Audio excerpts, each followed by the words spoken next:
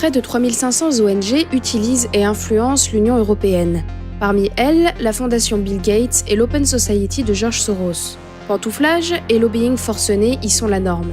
Tout est bon pour faire avancer leur cause.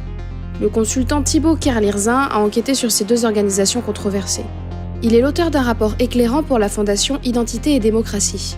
Il appelle à opérer en urgence un audit sur ces fondations américaines.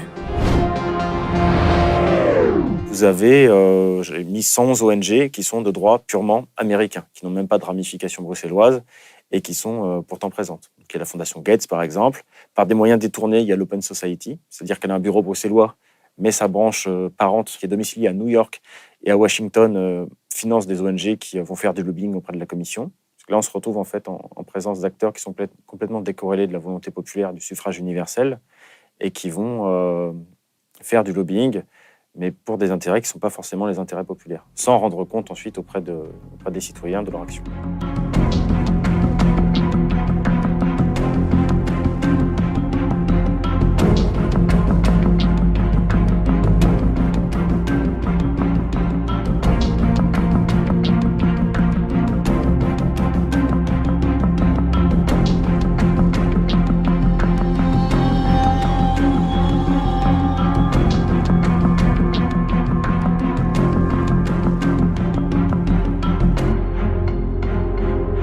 On s'aperçoit que la fondation Gates, bien qu'elle soit de droit américain, purement américain, est arrivée sous mandat Juncker, donc 2014-2019, en première position des meetings sur la question budget et ressources humaines, en première position sur le portefeuille développement et en première position sur recherche, sciences et innovation.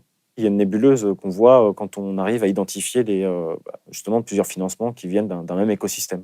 En fait, on peut le prendre globalement comme une toile d'araignée avec un moyeu et avec différentes spirales, avec donc un espèce d'inner circle qui se trouve autour d'une ONG plus ou moins centrale et qui ensuite va représenter les mêmes intérêts, va recevoir des financements, ou une autre ONG qui va elle-même bénéficier de financement de la fondation Gates, par exemple, et qui va financer une autre ONG.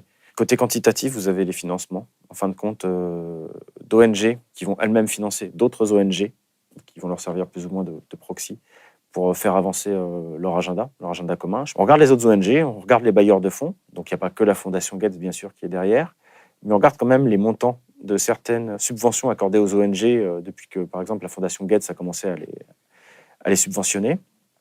Et on se retrouve des fois avec Oxfam, qui a touché près de 200 millions de la fondation Gates, le Gavi, donc, dont je parlais, qui n'est pas une ONG, mais qui a touché plusieurs milliards, l'Imperial College de Londres, qui lui est un think tank, qui a touché 280 millions de dollars, Save the Children, qui a touché près de 200 millions, l'ONG One Campaign, cofondée par Bono de U2, qui est à peu près dans les mêmes montants, ou encore Global Citizen, qui est l'ONG qui a eu le plus de rendez-vous avec la présidence de la commission von der Leyen, qui a touché 46 millions de dollars de la fondation Gates.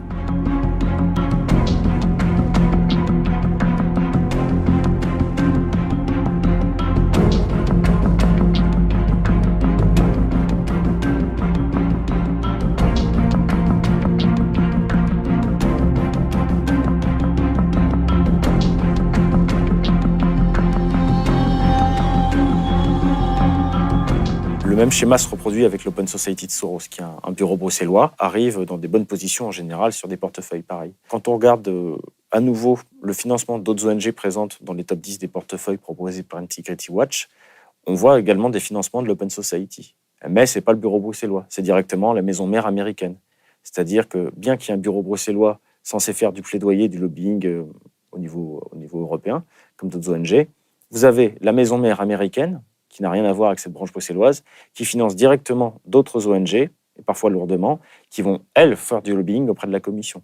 Donc il y a des ONG connues, Transparency International, qui est une ONG des réseaux Soros, une ONG, on va dire, centrale. Vous avez Human Rights Watch, pareil, vous avez Reporters sans frontières, vous avez Amnesty International, ou encore d'autres organisations.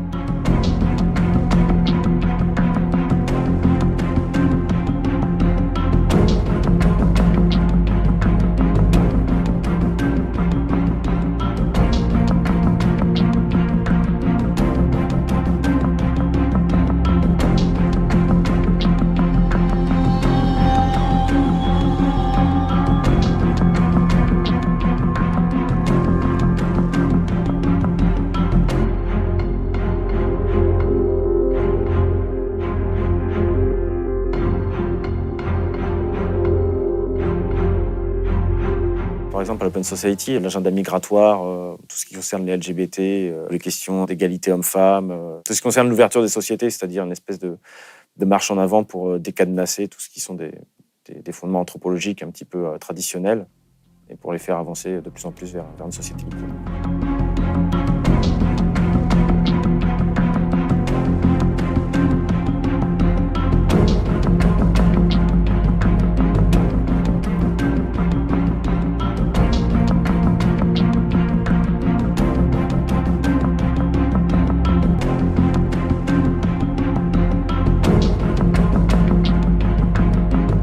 Et vous avez un troisième acteur que j'ai cité, sous cet aspect, j'étais un peu plus surpris de le découvrir en tant qu'ONG. C'est une fondation marquée. C'est le Forum de Davos, le World Economic Forum. Donc là, ça pose souci à un autre point de vue, puisque, bon, certes, elle est des droits extra-communautaires, elle est suisse, mais surtout, je renvoie dans le rapport à un échange qu'il y a eu entre Klaus Schwab et Ursula von der Leyen le 26 janvier 2021, lors du meeting annuel de Davos. Et à ce moment-là, le discours portait sur le Great Reset essentiellement. Et von der Leyen mettait en avant le Great Reset de Klaus Schwab en disant qu'il fallait vraiment tenir compte. Donc globalement, elle allait l'implémenter au niveau européen. Elle faisait son laïus sur la politique européenne, l'European Green Deal et compagnie. Et après, Klaus Schwab la remerciait et lui disait pour ceux qui ne comprennent pas ce que je veux dire quand je parle de reset, je les renverrai à votre discours d'aujourd'hui.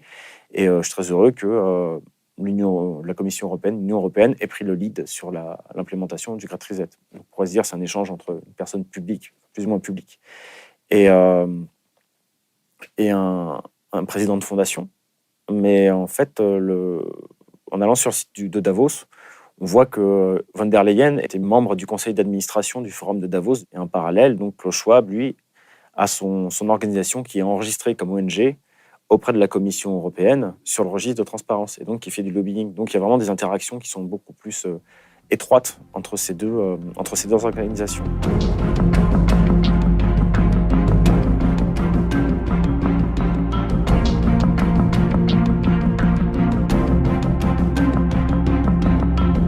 Plus de transparence sur les meetings. Ça serait bien d'avoir les minutes, puisqu'en fin de compte, on sait quels meetings ont lieu avec la Commission européenne, mais on ne sait pas exactement quel est le contenu. On ne sait pas ce qu'ils disent. Quand les groupes de Klaus Schwab ou de Bill Gates ou même de Soros rencontrent les fonctionnaires européens, on ne sait pas du tout ce qu'ils disent. On a le thème global de la rencontre, mais on ne connaît pas du tout le contenu. Et il y a quand même un devoir de transparence à ce niveau-là. On va analyser en termes quantitatifs et qualitatifs l'influence des ONG extra-communautaires, donc créer un observatoire aussi de ces ONG-là pour les rendre plus redevables. Aussi qu'elles affichent sur leur site et dans toute leur communication quand elles sont financées par l'étranger.